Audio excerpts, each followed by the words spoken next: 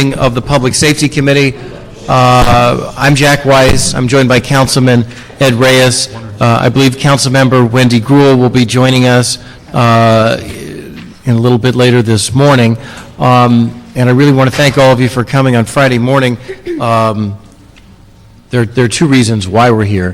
Why are we here now on Friday morning? Because we were able to have one of LA's former and soon-to-be current most distinguished legal leaders here with us today, Professor and soon-to-be Dean Erwin Chemerinsky, and we thought it'd be very important to hear from Professor Chemerinsky on these issues, and we thank him for joining us this morning. Why are we here more generally? When you just look down the list of what's happened in our community and in our country just in the month of February, it is astonishing. On February 2nd, in a Chicago suburb, 5 women were shot in a strip mall. February 7th, we had the attack in the West Valley in which Officer Simmons lost his life and Officer Veenstra was seriously injured. Also on February 7th, in Kirkwood, Missouri, the city council chambers was shot up. February 8th, at Louisiana Tech College, 2 female students were shot. February 12th, in Oxnard, a hate crime. A kid was shot by another kid because as appears from what has been charged so far, because of bias on sexual orientation. February 14, Northern Illinois University, 5 killed, 16 wounded by a gunman. February 21st in Glassell Park, I think Mr. Reyes knows about better than anybody in this room, just crazy midday, Wild West shootout. This week, the bus stop shooting in LA. It's an extraordinary time in America. It's an extraordinary time in the city. And so we wanted to this morning, and by speaking with some legal experts and some experts from the violence community, begin a discussion which will lead, I hope, in the next few months to this city, and hopefully the state as well, enacting more stringent restrictions on guns and firearms. In discussions with the LAPD, we do have some statistics that we're releasing this morning, and they're on the easel behind me.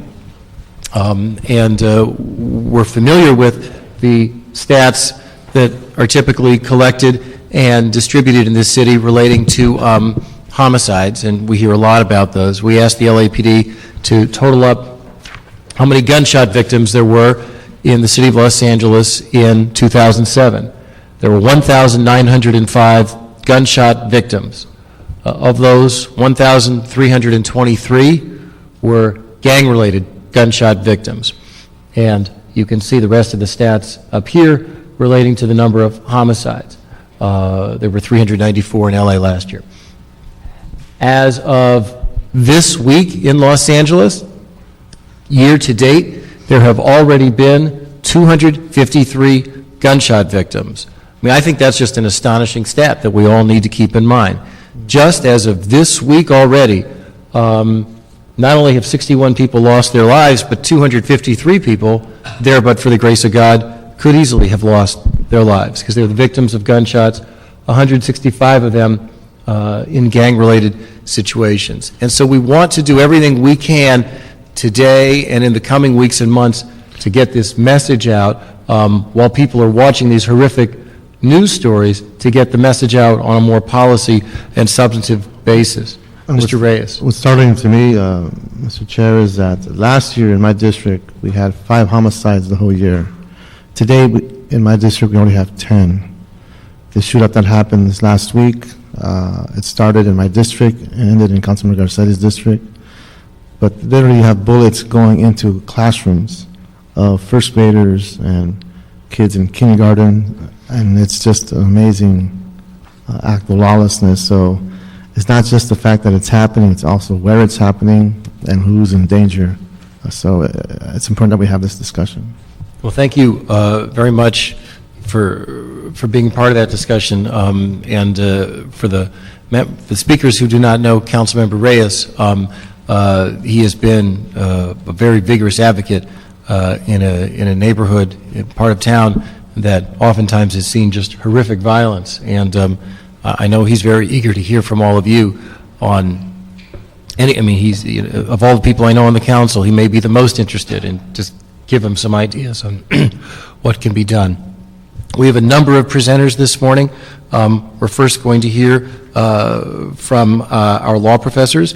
So first, Professor Chemerinsky, it's a real pleasure to have you. And then next, we'll hear from Professor Winkler.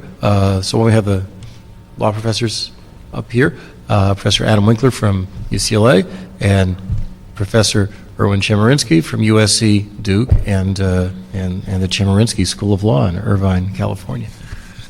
Thank you for the kind introduction. It's really an honor to get to speak with you this morning. As you know, this year, for the first time since 1939, the Supreme Court has before it a case about the meaning of the Second Amendment. My point this morning is that at least in the short term, no matter what the Supreme Court decides, it isn't going to affect the ability of the City of Los Angeles or the State of California to regulate firearms. There might be longer-term implications depending on what the Supreme Court does. I just want to make 3 brief points to explain that. First, as of now, the Second Amendment to the Constitution does not apply to state and local governments, and it is very unlikely that this case will directly change that. Just a little bit of background constitutional law. At the time the Bill of Rights was adopted in 1791, it was thought that it was only meant to limit what the federal government could do. In fact, in 1833, in a case called Barron versus Mayor and City of Baltimore, the Supreme Court expressly said the Bill of Rights was meant to limit the federal government. It wasn't meant to apply to all the state and local governments. It was thought that state constitutions adequately protected people from their state and local governments. The 14th Amendment was adopted in 1868, and there's no doubt that it was intended to directly change the relationship between the federal government and state and local governments. In the late 19th century, the Supreme Court said that the Due Process Clause of the 14th Amendment would incorporate those provisions of the Bill of Rights that were deemed fundamental. There was a major debate in the 20th century over whether all the provisions of the Bill of Rights would be incorporated into the 14th Amendment and applied to state and local governments, or whether only some of them would be. The Supreme Court, to this moment, has never said that all of the Bill of Rights apply to state and local governments. Right now, there are 4 provisions of the Bill of Rights that have never been found to limit what state and local governments do. One is the Second Amendment. One is the Third Amendment that says that the government can't force people to quarter or house soldiers. That's just because there's never been such a case before the Supreme Court. The Fifth Amendment right to grand jury indictment in criminal cases has never been found to apply in state courts. States don't have to use grand juries if they don't want to. And the Seventh Amendment right to jury trial in civil cases has never been found to apply to the states. Never has any court found that what a state or local government does with regard to regulating guns is affected by the Second Amendment. The case before the Supreme Court, District of Columbia versus Heller, involves a part of the federal government, the District of Columbia. So whatever the Supreme Court says the Second Amendment means in that case isn't going to limit what Los Angeles or the state of California can do. Now, if the Supreme Court were to proclaim that there's a fundamental right of individuals to have guns, then I think it might follow in some future case that courts will say it applies to state and local governments, but this case won't do that. The second point that I wanted to make is that the central issue before the Supreme Court is, does the Second Amendment create an individual right, or is it just about collective rights? This is a debate that's gone on since the very beginning of American history. Some point to the Second Amendment, and especially its last clause, and say it's about an individual's right to keep and bear arms. Others point to the first half of the Second Amendment that talks about a well-regulated militia being essential to a free state, and say really what this is about is the right of people to have guns so as to be able to serve in the militia. Those who take this view say all the Second Amendment was meant to be was to keep Congress from regulating guns in a way that keeps states from protecting themselves. The Supreme Court has never adopted the individual rights view of the Second Amendment. The last case, United States versus Miller in 1939, expressly took the collective rights approach. Early in this decade, the United States Court of Appeals for the Fifth Circuit adopted the individual rights approach. Soon after, the Ninth Circuit here on the West Coast rejected that and adopted the collective rights approach. Last spring, the United States Court of Appeals for the District of Columbia Circuit took the individual rights approach. And so that's what really teed up the issue for the Supreme Court, the split between the circuits. And everyone expects that the court's going to choose between these two approaches. There's no way to predict what the Supreme Court's going to do. Among the 9 justices, I think only Justice Clarence Thomas has clearly indicated that he believes in the individual rights approach. And it's especially hard to predict what justices are going to do on an issue where none of them have ever written an opinion. The third and final point I want to make, and maybe the most important, is even if the Supreme Court takes an individual rights approach, there still could be local, state, and federal gun regulation. No right in the Constitution is absolute. It is inconceivable to me that the Supreme Court would ever say there's an absolute right for every person to have a gun of any sort whenever he or she wants. Of course, government regulation will still be allowed. I think, for instance, no matter what the Supreme Court says, there can still be regulations about ex-felons having guns, those on restraining orders in domestic relations cases for having guns, and so on. Ultimately here, like I was saying earlier, it turns on an issue of constitutional law. The Supreme Court uses a different degree of deference for varying rights in the Constitution. As I'm sure you know, some rights, some kinds of discrimination, receive strict scrutiny from the courts, where the government action has to be necessary to achieve a compelling purpose. Race discrimination has to meet strict scrutiny. Government regulation of speech based on viewpoint has to meet strict scrutiny. If the Supreme Court were to adopt strict scrutiny here, then many government laws regulating firearms, at least at the federal level, would be subject to challenge. But at the opposite end of the spectrum, the Supreme Court has often said, even for fundamental rights, the government will be upheld so long as its action is reasonable. My friend and colleague Adam Winkler has written a very important article in the Michigan Law Review that demonstrates that over 40 states have provisions in their state constitutions that protect the right to bear arms, but every single one of those states has courts that have said government can regulate so long as the government action is reasonable. And Adam and I filed a brief in the Supreme Court in District of Columbia v. Heller arguing that even if the Supreme Court finds an individual right to bear arms, the court should allow government regulation so long as the government action is reasonable.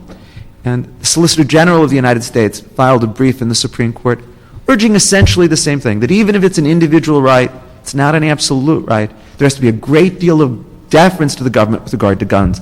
And so even if the court finds an individual right, even if someday the Second Amendment's applied to state and local governments, I still think the city council here, the state legislature in Sacramento, cities and states across the country have a great deal of discretion and authority to regulate guns to protect public safety.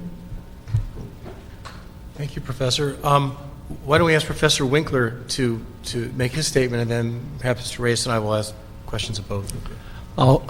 Excuse me, I'll just echo what Erwin has said in terms of his analysis of the constitutional issue and in terms of advising the City of Los Angeles in terms of its future gun control. I think it is important to keep in mind that no matter what happens in this case, there'll still be plenty of room for government to regulate the right to bear arms. Erwin mentions the 42 states. 42 of the 50 states have constitutional provisions providing for an individual right to bear arms. I've done comprehensive research on all the laws that have been invalidated under these constitutional provisions at the state level. And you've literally done the empirical... Yeah, I've gone back all the way to World War II and tried to get every single case that I could find where they invalidate a law on the basis.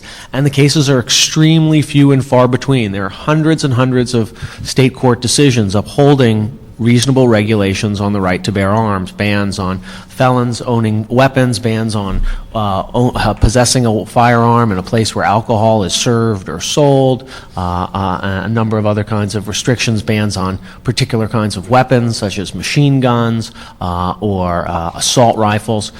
These are just commonly upheld by state courts under these constitutional right to bear arms provisions. We don't know what the Supreme Court's going to do. Maybe the Supreme Court's going to upend all this stuff and require a heightened form of judicial scrutiny that will call into question any form of gun control. I do believe that no matter if the court does find there's an individual right, to bear arms, even if they apply a low standard of review, a deferential standard, I envision most forms of gun control being subjected to judicial challenge, lawsuits being brought. I think that no matter what happens in this case, with regards to the standard of review, you're going to see an increase in litigation challenging the constitutionality of all sorts of gun control laws. I think you can't predict the future. No one knows what the future, but I wouldn't be surprised if at the end of the day, most of those laws are upheld. That it may be that some laws, maybe the District of Columbia law, which is an unusual law, it bans all handguns, allows you to own a shotgun or a rifle, but it's unusual. Most cities do not ban all handguns from all people who want to use them. I think that it may be that some laws at the extreme are more likely to get invalidated by the court, and I think it's certainly more likely that any kind of gun control law that the city of Los Angeles were to adopt would likely face a legal challenge, and so that's part of the calculus in terms of its likely effectiveness. But nonetheless, I think that based on the state court jurisprudence that has developed around the right to bear arms, I think it would be very surprising if the federal courts were to take an individual right to bear arms and start willy-nilly invalidating most of the forms of gun control that are out there. It turns out that because of the political nature of gun control, in terms of a lot of people have a strong belief that the right to bear arms is something that does protect a private individual citizen's ability to own a gun. I think as a result, it's very hard to get very broad, burdensome laws passed that restrict the right to bear arms. As a result, the political process has tended to moderate the extent of gun control laws. The result of that is that those laws are then more likely to survive judicial scrutiny when they get into court on a legal challenge. And so the future is unclear. I think in many ways, I don't think the question of whether cities and states will have the continuing ability to restrict the right to bear arms with reasonable mechanisms designed to enhance public safety, protect children from violence, etc. I don't think those laws are seriously under question or are likely to be under question, even in the wake of the Heller case.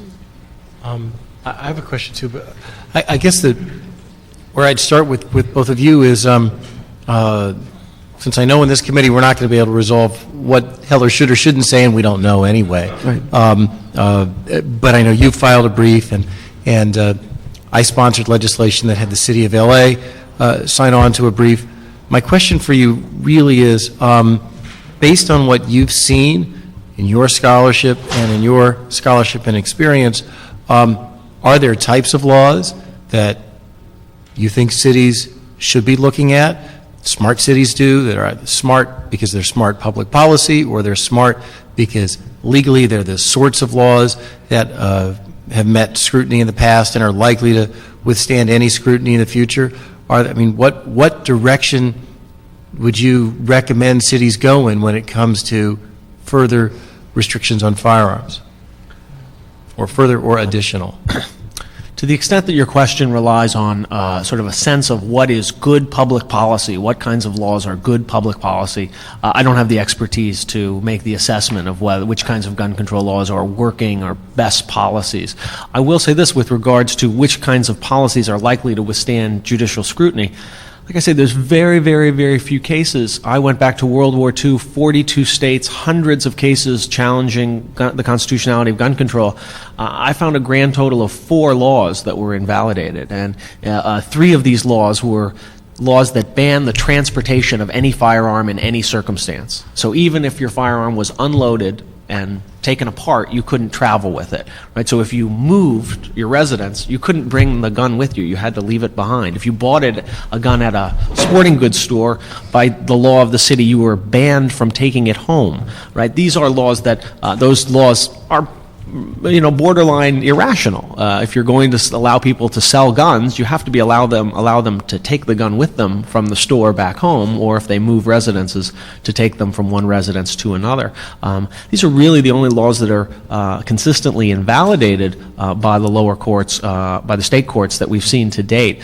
So in terms of what kinds of laws are likely to withstand constitutional scrutiny, I'd say be creative, be thinking about new ways to go about it, and I wouldn't be terribly worried. I'd factor in the cost of litigation and the fact that you're going to have to defend this law in court, but if you think that there are public policy benefits from some of the various proposals we've talked about before, innovative ways, I would keep thinking outside the box and be creative. I don't think this case and the law that comes from it is going to tightly constrict your ability to come up with new ways to protect public safety by regulating guns.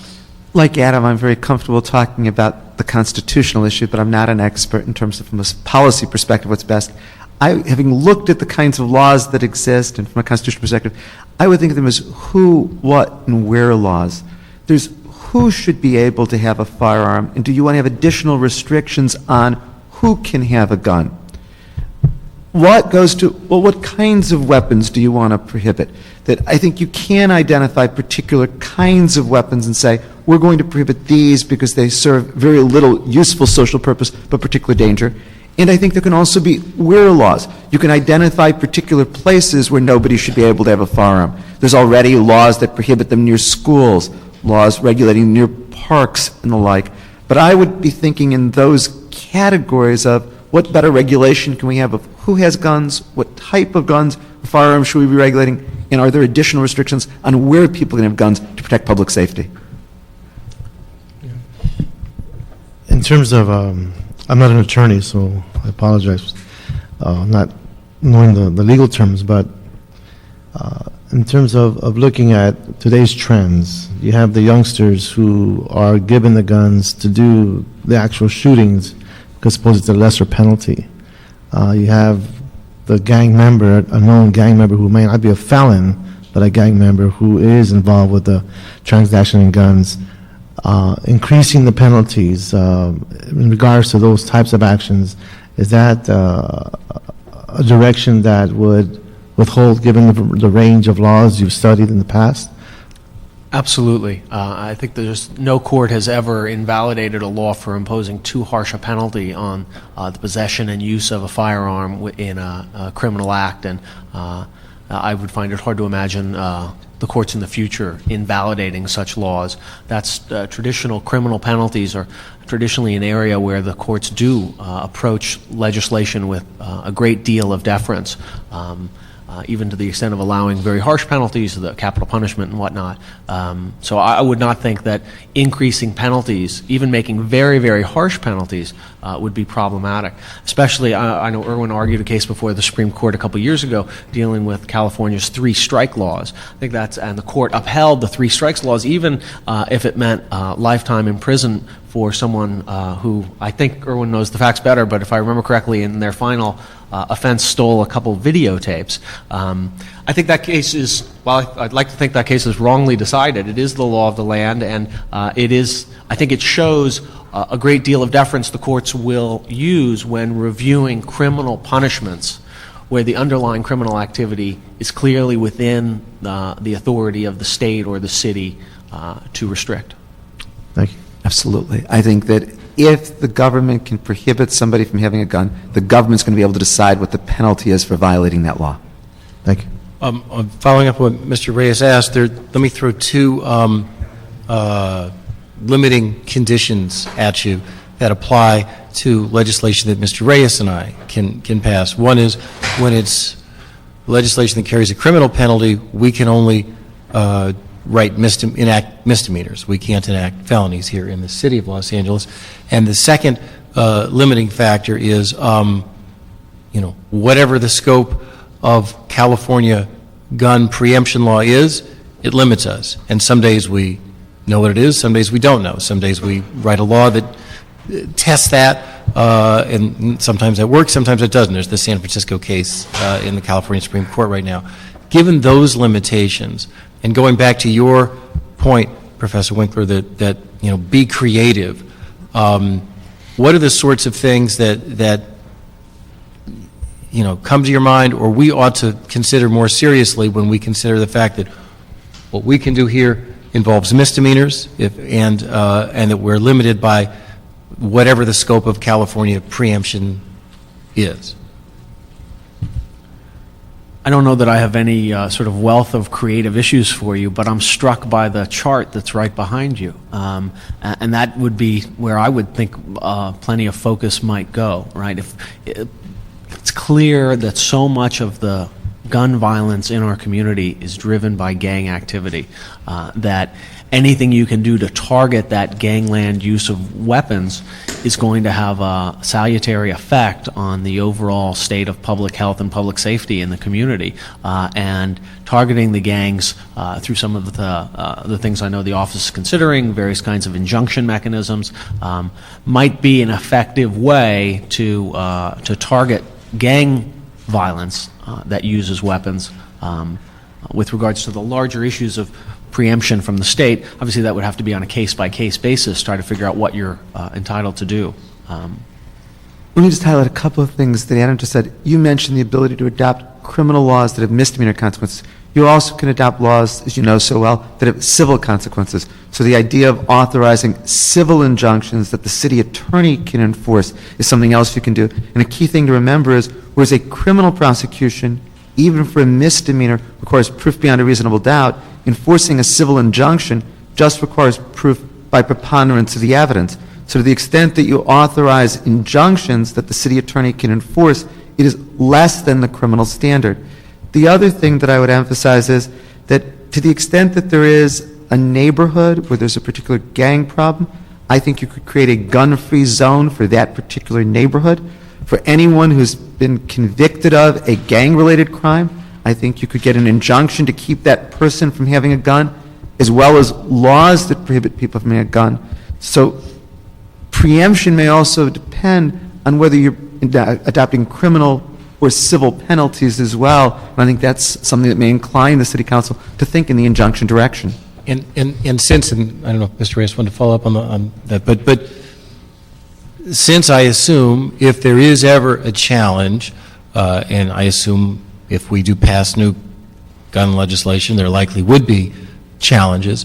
I assume one thing courts look at is what was in the legislative record, what caused the legislators to do what they did, what factual, real-life basis was there. And I just want to make it very clear, because we're going to go forward and have hearings in the future, that the stats on the chart behind me, as far as I'm concerned, are front and center the reason for this sort of legislation. We'll make sure that it's part of our record. I mean, it's nearly 2,000 gunshot victims in a city in a given year. Correct me if I'm wrong, those are the sort of facts that matter to courts, right? Historically, actually, the cities and states have not had to compile much of an evidentiary record to justify gun control laws, even in states where there is a strong individual right to bear arms provision in the state constitution. Courts have historically not demanded that cities and states show that their gun laws were motivated by actual facts or motivated by, as long as there are some reasonable arguments for the gun control measure that's adopted, the courts have tended to uphold those laws.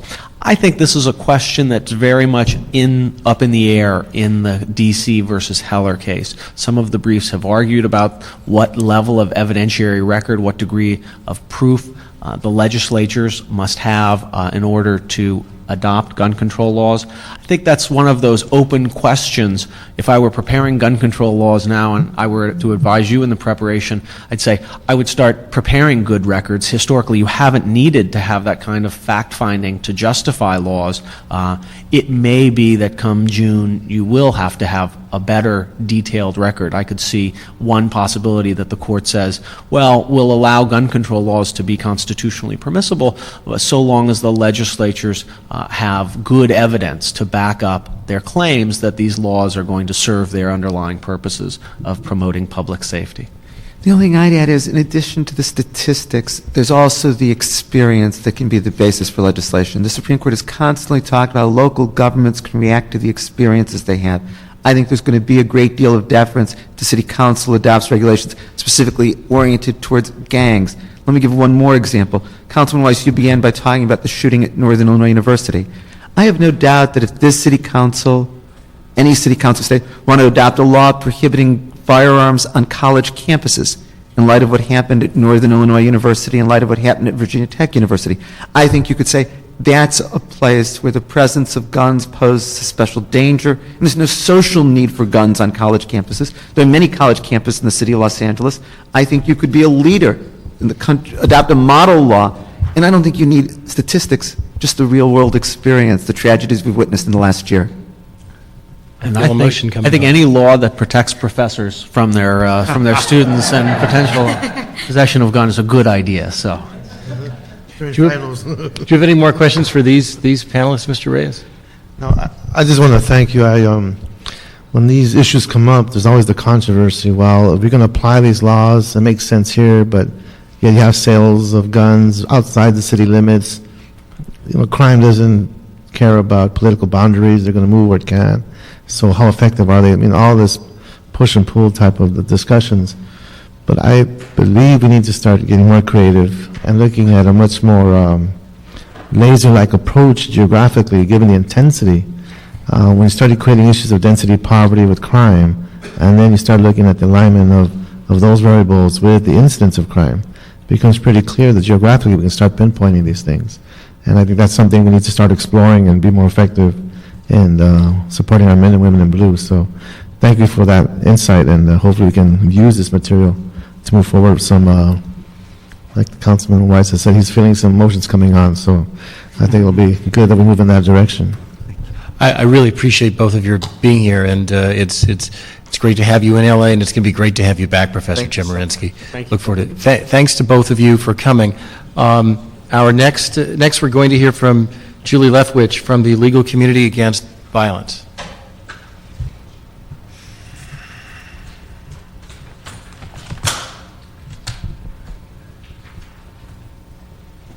Good morning. My name is Juliet Leftwich, and I'm Senior Counsel with Legal Community Against Violence, a national law center formed in the wake of the 101 California Street assault weapon massacre in San Francisco.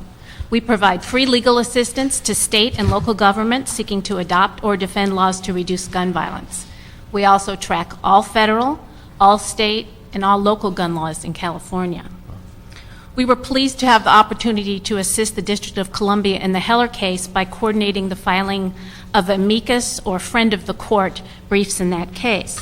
19 briefs were filed on behalf of 188 different amici in Heller, representing a wide array of significant voices, from law enforcement to public health advocates to historians and linguists, and of course the law professors you just heard from. We also filed our own brief together with the U.S. Conference of Mayors in 11 major cities, including the city of Los Angeles. That brief basically described the terrible toll that gun violence takes on American cities and argued that the Second Amendment constrains acts of Congress only and has no application to the district. Let me just interrupt you for one second. Mr. White, just so it was clear, we're discussing both items on the agenda right now because I know she's going to be mentioning some of the state legislation. We're going to be taking action in the committee on that. So continue, please. What I was saying is that our brief argued that the Second Amendment had no application to the district or to state or local gun laws for the reasons that the professors just discussed. I would echo the professor's comments regarding the impact of an adverse decision in Heller. We're concerned about an increase in litigation challenging our nation's gun laws at the federal, state, and local level, and are also concerned that an adverse ruling could have a chilling effect on the ability of governmental entities to adopt firearm-related laws. I've been asked to report briefly on Fiscal v. San Francisco. That's a lawsuit which involved a challenge to a San Francisco ordinance, Prop H, which was adopted by the voters in 2005. And that law had two separate provisions. The first was a handgun possession ban for San Francisco residents. And the second provision, which you don't hear about very much, was a ban on the sale of all firearms and ammunition in San Francisco. The lower court and the Court of Appeals held that the ordinance was preempted by state law, and the city of San Francisco is currently seeking California Supreme Court review of that decision. We will be filing an amicus letter in that case in support of the petition, and we will be joined by the city of Los Angeles and hopefully by the city of Oakland as well. We believe that the strongest legal arguments can be made in support of the sales ban. Again, the ordinance has two provisions, primarily because there's an earlier Court of Appeals decision, Doe versus City and County of San Francisco, which had struck down a similar law in San Francisco. However, even if the California Supreme Court upholds the Prop H, upholds the San Francisco law, an adverse ruling in the Heller case could make that law vulnerable to a Second Amendment challenge. Again, we believe that the next big issue before the U.S. Supreme Court, if a case gets that far, again, depending on what they say in Heller, is to what extent the Second Amendment does in fact apply to state and local laws. Finally, I'd like to commend Councilmember Weiss on the introduction of a resolution to support 4 very important state bills. The first bill is AB 2235 by Assemblymember DeSaulnier. That bill would require that all new handguns beginning in 2013 incorporate or are owner-authorized handguns, meaning that they incorporate personalized technology so that they can only be fired by the lawful owner or other authorized users. This is groundbreaking legislation. It's the first of its kind in the country, and if adopted, would significantly reduce unintentional and intentional shootings by children, reduce access by thieves, and other unauthorized users. The second bill is AB 2062 by Assemblymember De Leon. This bill is a comprehensive bill to regulate ammunition sales in the state. It's necessary because currently in state law there is a huge void when it comes to ammunition sales. The state has no idea who is selling ammunition, no idea who is buying ammunition, and even though persons such as convicted felons are prohibited from purchasing ammunition, there's no mechanism in place to prevent those sales. This bill would require ammunition vendors to obtain a state license. It would require ammunition vendors to maintain purchaser records, and then beginning in 2011, it would require ammunition purchasers to obtain a state permit after undergoing a background check to ensure that that person is eligible to possess ammunition. It would also require ammunition to be stored so that it's inaccessible to members of the general public. The third bill is AB 2566 by Assemblymember Hancock. This would repeal state laws which expressly preempt local gun laws. It's necessary because current state law significantly limits the ability, although there are a number of options that local governments have when it comes to regulating gun possession and sales. State law does limit the options available to local governments. So that bill would free local governments up. And the final bill is AB 2696 by Assemblymember Krikorian, which would, among other things, require electronic transmission of certain mental health records from mental health facilities to the Department of Justice. This is necessary because currently those records are sent by mail. They're often sent in batches over a month or 2 month period, and because of this delay, mentally ill people are sometimes able to purchase firearms. So thank you, Councilmember Weiss, for introducing this resolution. We would urge the committee to vote in favor of the resolution. We know it will be extremely helpful to have the City of Los Angeles' support as these bills make their way through the state legislature. I just want to say on a personal note, Ms. Leftwich, you mentioned the Krikorian bill. The facts are not precisely the same, but a year ago, someone attacked my field office in what was a very vicious way because it was very anti-Semitic, involved a whole bunch of swastikas and Nazi statements. It was really very disturbing public thing. That was a person who evidently had some of these sorts of issues in his past, should not have been permitted to have firearms registered to him, still had them registered to him, was sort of, he and his guns fell through state cracks. Guns weren't used there, but they are oftentimes accessible to those sorts of people precisely when they shouldn't be.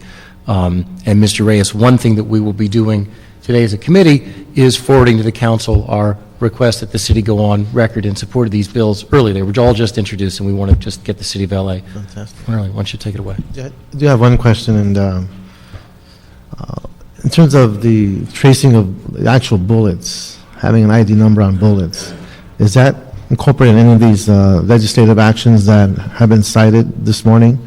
are we going to be able to identify where the bullets come from, and so that we can hold people accountable for the making of these bullets? That's not involved in any of these state bills. There was an ammunition serialization bill, which came up about 3 years ago, which would have done that because it would have required that every bullet have the an imprint on it so that it could be traced back to the purchaser, and it would require purchaser records. That bill actually did not pass, but last year we had a microstamping bill passed, which is a little bit similar. That bill required that when a gun is fired, that the make, model, and serial number of the gun be imprinted on the cartridge case, the part of the bullet which is expelled when a gun is fired, so that I think that bill is effective in 2011. I'm not sure exactly when it's effective, but there's a few years until it's effective. But at that point, when law enforcement finds spent cartridge cases at a crime scene, they will be able to trace them back to the gun that purchased them, and through the records that are maintained at the state, who the person that purchased that weapon. So the same end effect. It'll have the same effect, but it deals with cartridge cases rather than the bullet itself. Right. So, for example, if you find a bullet inside a person's body, that under this other bill, you could have been able to trace back that this deals with spent cartridge cases, but it's the same concept. Gotcha. Okay. Thank you. And just so everyone knows, we've been joined by Councilmember Wendy Gruhl, who has sponsored and co-sponsored a bunch of the gun control initiatives in the city. Ms. Gruhl, before you got here, we heard from Professor Chemerinsky and Professor Winkler about, generally speaking, the state of gun control law in the country, specifically what constitutional restrictions are or are not in existence, and what might happen as a result of a pending United States Supreme Court case. We talked about some general concepts with them about what would work, what wouldn't work. Ms. Leftwich from the Legal Community Against Violence has run through a brief rundown of state issues. There are 4 state bills that the City of LA is hopefully going to go on record in support of. That's what we're discussing with her now. Mr. Reyes? Yeah. In terms of the gang issue has been growing nationwide. There are certain gangs now that are national and international that start in Los Angeles. Have you seen any trends from other states that are now targeting certain gangs or specific gangs and laws that deal with prevention of or use of guns by these gangs? Is there anything like that that's occurring given this national trend? I'm unaware of similar laws. Fortunately or unfortunately, California really is the leader when it comes to gun violence prevention laws, both at the state and at the local level. So often if you're looking for new ideas, although New York City has some very progressive laws, and we could look into what types of laws they may have adopted there, but really California is the leader. And when it comes to gangs, often what you want to look at is where are these guns coming from and stemming the illegal flow of guns. And part of that can be focusing on firearms dealers. There are 15 firearms dealers in the city of Los Angeles. And Los Angeles has actually been an incredible leader when it comes to adopting innovative gun violence prevention laws. LA adopted the first assault weapon ban in the nation, adopted California's first one gun a month law, adopted one of the first Saturday night special bans, and those types of laws have trickled up both to the state and in the context of the assault weapon ban to the federal level, although unfortunately that law was allowed to expire. So focusing on firearms dealers is one way, because firearms, guns that are used in crime often, they start out legally through purchases at firearms dealers. And so one thing that the city has done, which it could continue to do, is to heavily regulate firearms dealers. Who can become a firearms dealer, where those guns are stolen, where they're sold. Requirements such as additional background checks, employee background checks, so that you don't have convicted felons working for firearms dealers. Not allowing minors in the premises unless they're accompanied by an adult, requiring liability insurance, those types of things. So there are a lot of options, and your city already has shown great leadership in this area, and we would welcome the opportunity to work with you again on additional innovative ideas. Part of the challenge in Southern California and the region is that we have 89 cities. Each city has their own set of laws. Having the county adopt some of these laws to create a wider blanket, if you will, that allows us to enforce, is that a trend, or has there been a precedent set in moving in that direction at the county level? The County of LA has also been good in this area. What we saw in Northern California was there was a a group of affiliated cities called the East Bay Corridor Project that was composed of cities along Highway or Freeway 80. And after a particularly gruesome weekend of shootings, the cities in that region decided to band together and to adopt, I think they had a summit, and mayors and police chiefs and all sorts of community groups were there. And those cities committed to adopt, I think, 4 different types of ordinances. One of them was a junk gun ban, Saturday night special ban. Another was a dealer ordinance. I think another required the sale of trigger locks. And these communities, acting collectively, simultaneously actually adopted these ordinances, which made it very hard for the opposition because on any given night you'd have 2 or 3 hearings in this area. And so that's an example of really effective of coalition building and regional action that I think would be really important if you could do something similar here, involving the county and the city of LA and then surrounding cities as well. I think the southeast portion of our county, which includes South LA, some of 77th Division, as well as Northeast, going into the eastern part of Los Angeles, unincorporated areas. And that's a strategy we should contemplate because these gangs are very, can I say this, influential in how they impose their will on the youth of that area. And the gun issue of who carries the gun and who does the actual shooting is something that we need to drill down in terms of understanding how we can put forth harsher laws to make it that much more of a burden for them to even think of the kinds of things they're doing. So I appreciate what you're saying, and those are strategies we should be looking into. Thank you. Ms. Gruhl. Good morning. And thank you for inviting me, Jack. I had another meeting this morning. I was able to be here because I wanted to ask quick questions. And I stood just 2 days ago in my district at North Hollywood Police Station where they had done a gang sweep and arrested a number of people. But what was amazing to me was the number of guns that they retrieved. And 2, they were sharing with me that a lot of these gangs are getting very creative and they actually take the guns apart. And they bury them. They have some parts of the guns at one gang member's home, another at another gang member's home. So when they go out to do a shooting, they bring it all together. But to catch them with an entire gun in place, which I had never heard this before. And so they had pieces. Similarly, they indicated that for gang members, seems like they will, kind of give one gang member, give a gun to the next gang member, and that several of these guns are used by different people to commit crimes in those locations and in those areas of the city. But one of the things that was surprising to me as well was that there were children in each of the homes they went to where they confiscated those guns, one in which had to be taken to the hospital at 105 temperature, and the gang member there was arrested.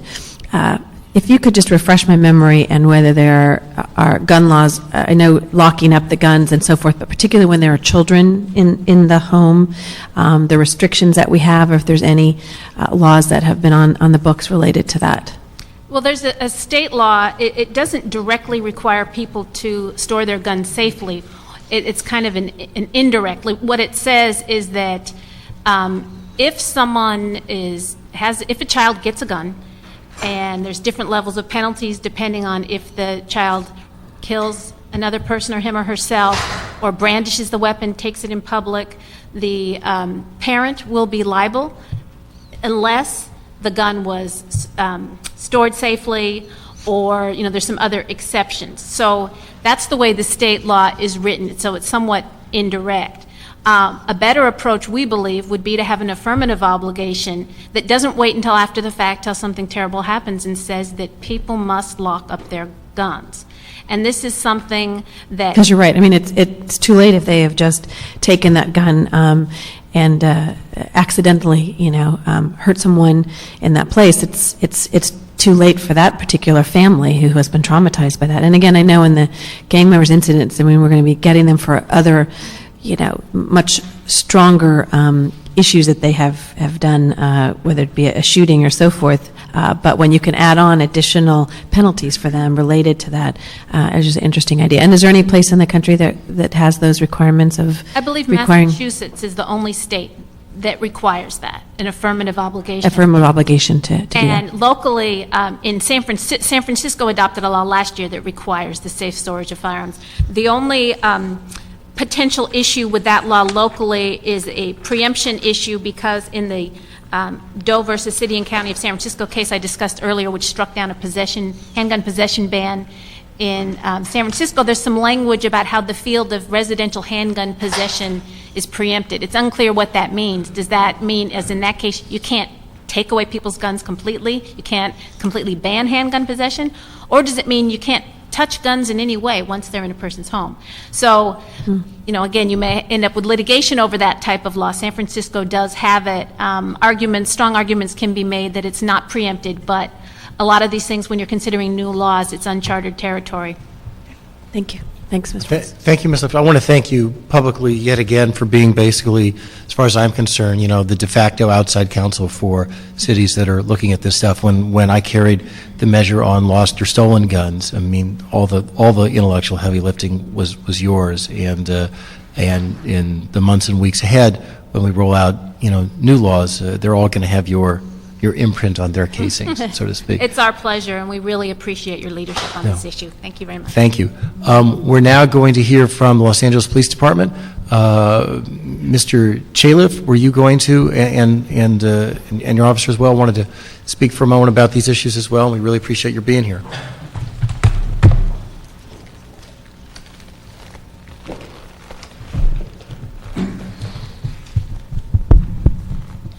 Thank you for inviting us, and I'll just briefly tell you what has happened in the last few months, and then the detective here is here to answer any questions about the activities of our gun units and the laws they enforce. The Chief of Police joined with the International Association of Chief of Police, the Major City Chiefs, the International Brotherhood of Police Officers, the National Organization of Black Law Enforcement Executives, the Hispanic American Police Command Officers Association, the National Black Police Officers Association, the National Latino Police Officers Association, and the Police Executive Research Forum as amici in the Heller case in Washington. And I think, as all of these organizations believe, that there should be reasonable regulations of gun ownership, the method of obtaining them and selling them, and that the reasonable should depend on the local conditions. Appreciate that. Detective, anything you want to say about what you've heard this morning, or any other ideas you want to offer? Detective Richard Tompkins, Los Angeles Police Department, Gang and Operations Support Division, Gun Section. We are strongly in favor of the ammunition law. The city of LA has been a leader on that. We have the ammunition laws that we do now in the city. Our gun unit over the last 4 years has actively gone after prohibited persons buying ammunition. This year alone, I think we've hit 16 locations with search warrant. 9 of those had to do with ammunition, prohibited persons buying ammunition. So it is a good section. It should be a good state law. Anything that we can do to help on that, we will. Well, we really appreciate that, Detective. And now that Mr. Reyes is coming back with us, don't need to go through with you right now different ideas we're kicking around to make improvements, but just want to tell both of you, we know how strongly you are individually and as a department committed both to enforcing the existing laws and also to coming up with new laws that are useful. And we all know that Chief Bratton, long before he got here, was a national leader in this regard and has been quite outspoken in areas where, frankly, not every other chief of police is outspoken, and we're fortunate that he has that national profile and that he has that national heft. When I woke up this morning, I heard Chief Bratton on NPR talking about the arrest from yesterday, and which really seems to have, at least for a moment, got into the zeitgeist. What happened, and as awful a thing as it is, incidents like that, if they don't move us to come up with better laws to protect people, then they are just pure tragedies, 100%. Mr. Reyes? When it's appropriate, Mr. Chair, I was hoping if I can call up Mr. Peter Schutan. He's the Sure. Assistant Supervising Attorney with Gang Prosecution and Prevention Division. Absolutely. And just in terms of the nature of this hearing, which I appreciate this discussion, back when the infamous case where President Clinton brought forth national attention when the little girl was shot in Cypress Park, as a result of that, we had the CLEAR program created in the Northeast. Mr. Shutan was a critical element in that process. And I wanted to have a great understanding if there are laws that we should be increasing penalties, should we be engaging in more specific geographic type of strategies. What have we learned since 1995? It's now 13 years later. CLEAR has expanded to different parts of the city, and we've been on that wave, if you will, of being proactive. Yet we're having the kinds of incidences we've had this past month. Could you perhaps provide some kind of insight? I mean, when you look at the level of penalties, could we as a city increase these penalties so that it makes it that much more of an impact in making these youngsters think twice every time they pick up and put that gun in their hand, that they're not just going to do probation, they're not just going to do 3 months. Can you go down that line and share some thoughts? Yeah, Peter Shutan. I'm Assistant Supervisor of the Gang Unit for the City Attorney's Office. We have a lot of laws that relate to firearms, and I think there's relatively a minimum, there's not a whole great deal we can do at the misdemeanor level. I think there are some things we might be able to do, and I'm not a constitutional scholar, but it seems to me that one of the things we can do is to provide a guarantee to some of these young adults, because we in the misdemeanors, in the City Attorney's Office only do misdemeanors and against adults. But one of the things we might be able to do is to assure them that if they're caught with a gun, they're going to go to jail. Right now, a first-time offender who is caught with a gun, and if it's not filed by the DA's office as a felony, it's a misdemeanor, the jail time is going to be very limited, if any. If the city wanted to, we might be able to add a mandatory minimum sentence if the crime is committed in the city of Los Angeles for certain gun crimes or certain crimes that are committed by gang members. And of course, we'd have to jump through the hoops to make sure that we can prove that this is a gang member and that the act was committed to further that gang activity. But even if it's not a gang member we can prove, but a young person with a gun, we may want to consider, the city may want to consider a mandatory minimum. I don't know that I've seen a mandatory minimum placed by a city on a state law, but it might be something worth exploring, something like that. It's a really good idea, Mr. Shutan.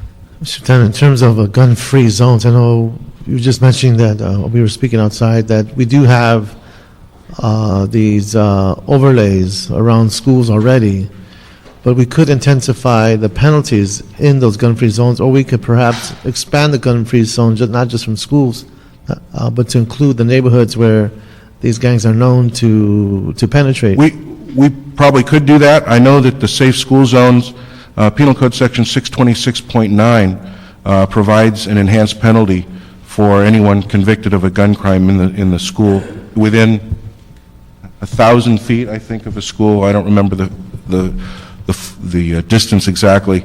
I think it's 1,000 feet of a school. And in the city of LA, that pretty much covers most of the city of LA.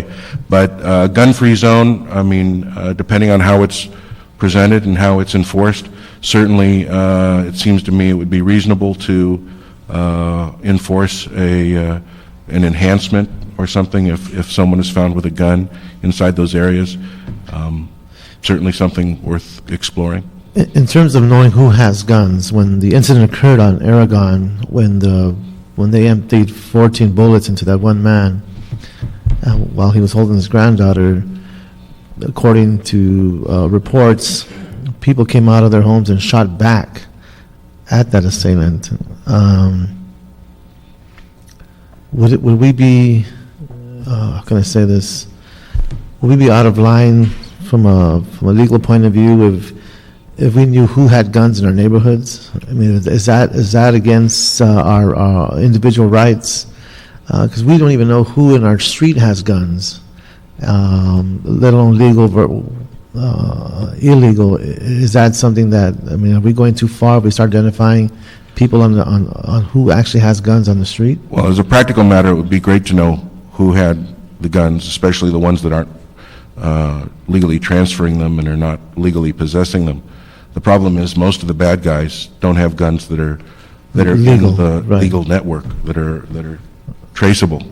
And so it's I don't know how you put those illegal firearms into. No, I'm not saying the illegal ones, I'm talking about legal ones. Well, the legal ones, LAPD can respond to that better than I can, but we do have. Do we have a database of who has licenses to hold legal guns? I'm talking about illegal, I'm talking about You legal. know, the AFS system in the state of California does document anyone that has handguns. If they buy a handgun legally through a licensed gun dealer, it's going to be in that system. And it only includes the handguns. It doesn't include rifles or any long guns or shotguns. But does not? It does not. It is unlawful on the state and federal level to do that. Now, that information is in that system for the purpose of, if you have a targeted suspect that you're looking at, you can run him to find out if he does have firearms. But it's not information that we can make public or give everyone to know that that house has 2 handguns, that house has 3.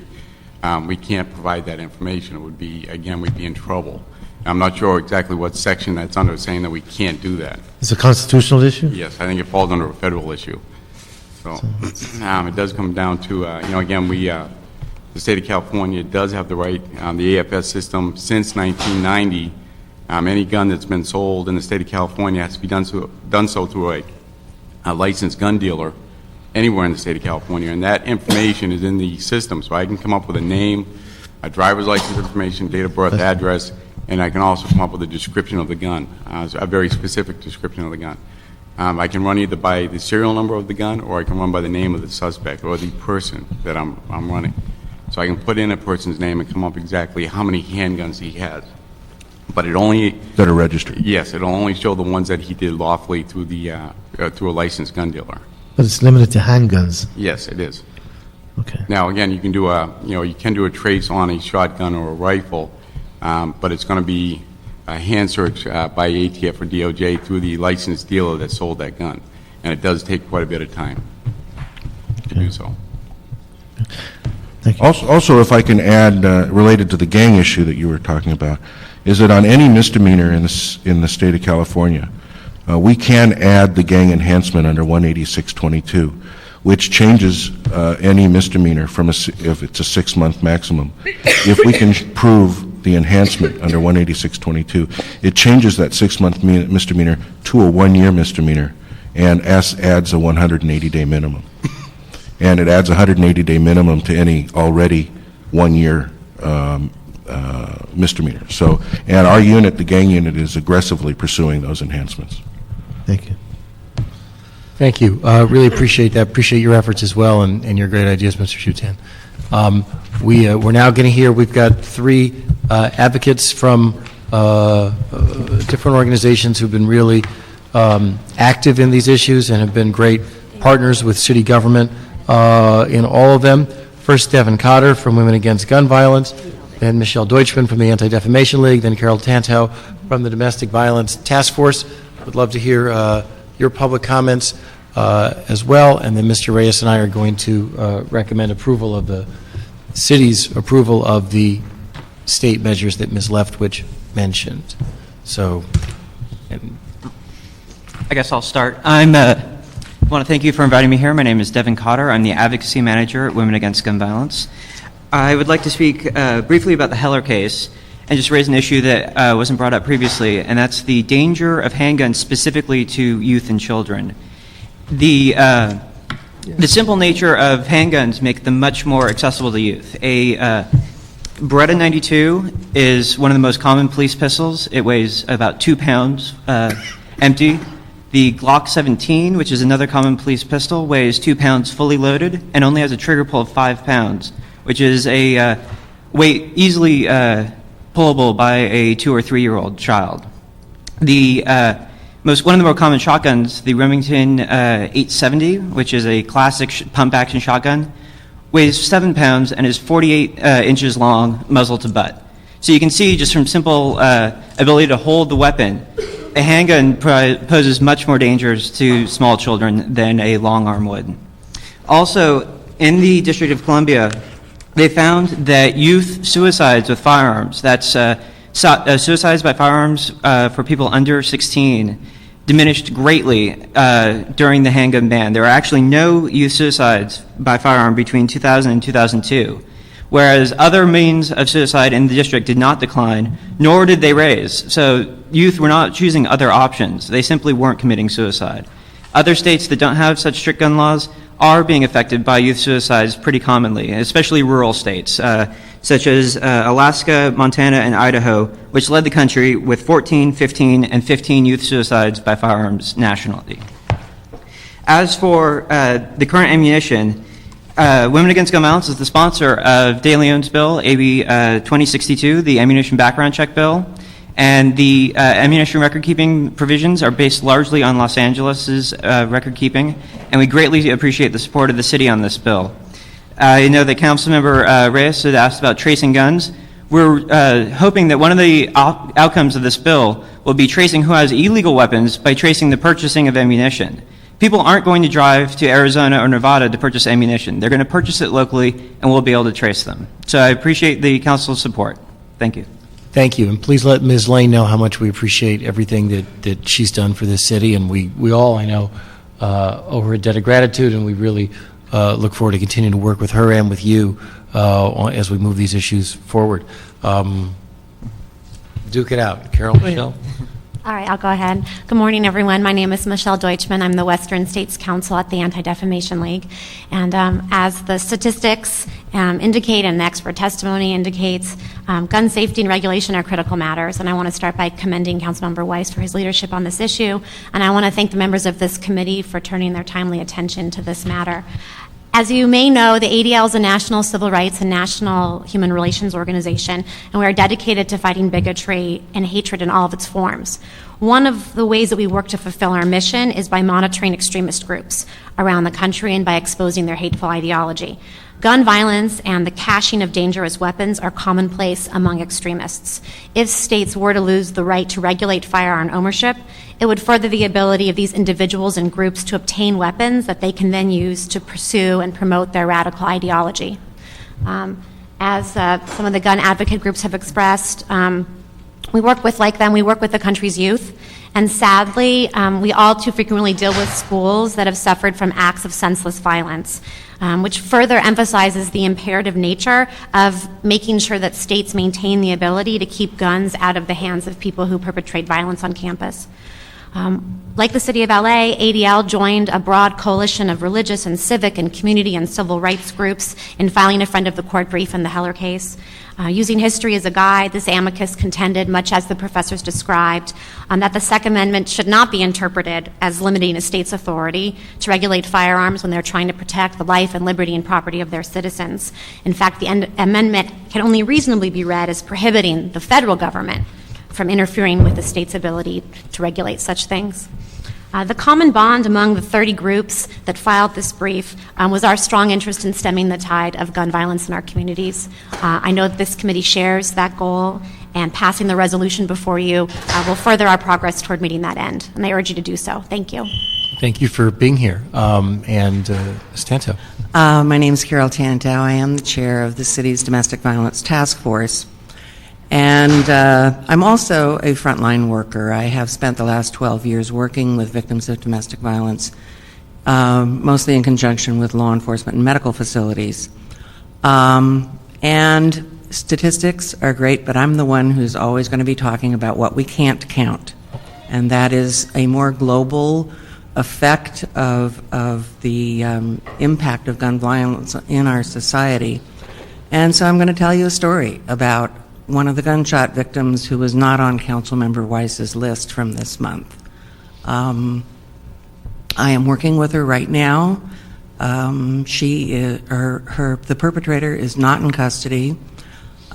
She was shot in the chest, spent 10 days in a trauma unit here in the city, and is now in hiding with her family.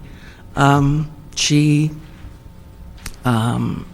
when we attempted to find a placement for her where she could live with her children and the children could return to school safely, we encountered a rather remarkable situation where other domestic violence shelters were fearful to take her in because she was a victim of gun violence.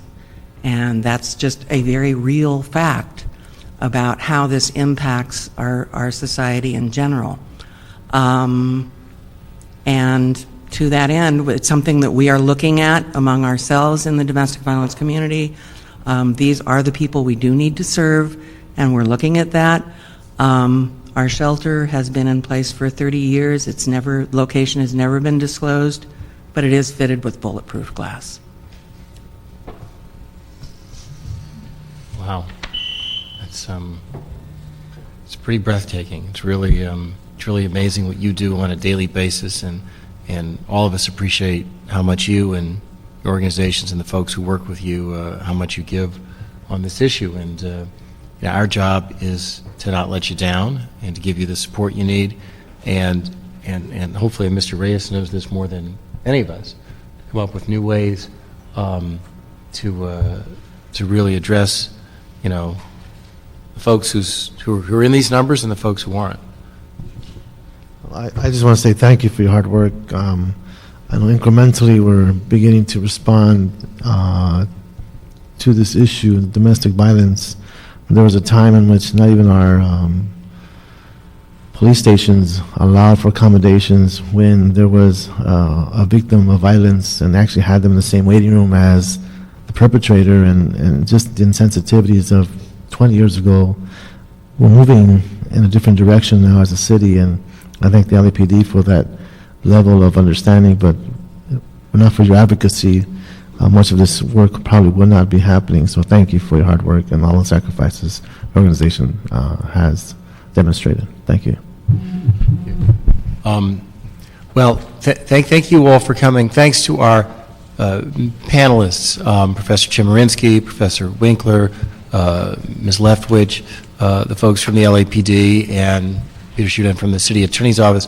Mr. Reyes, since you and I are members of the committee, why don't we recommend to the council that it pass the motion that would put the City of LA on record in support of the 4 items of state legislation that would increase gun safety and reduce gun violence in the state of California. Absolutely. And we will, my staff will be in touch with all of you, hopefully sooner rather than later, because now is clearly the time for the City of LA to act, and act very aggressively, very creatively, and as Professor Winkler said, we may act in a way that invites litigation, and I say bring it on. I mean, it's well worth the lawsuit to try to do something about these horrible statistics, these horrible stories that we have to see, seems every day this month. So thank you all for coming today.